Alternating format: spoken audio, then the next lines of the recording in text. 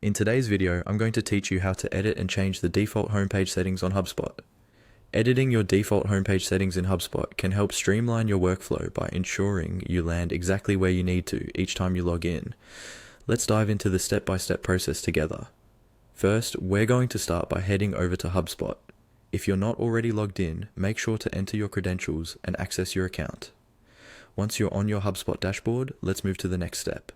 Now, direct your attention to the top right corner of the page where you'll see your profile picture. Click on it. This opens up a drop-down menu providing access to various options and settings associated with your account. It's here that we'll start customizing our homepage view. From this drop-down, you're going to click on Profile and Preferences. This option will bring you to a screen dedicated to your personal preferences and profile settings within HubSpot. It's essentially your control center for personalizing your experience on the platform. Once you're in Profile and Preferences, find and click on the General tab.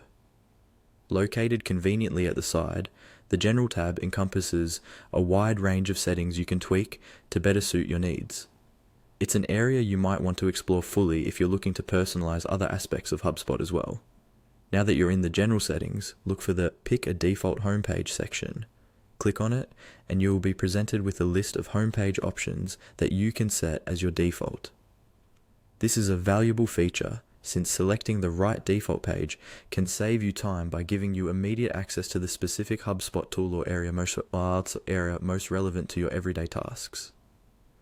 With all the available options at your fingertips, take a moment to think about where you usually find yourself navigating once you log into HubSpot, whether it's the dashboard, sales, marketing, or any other section.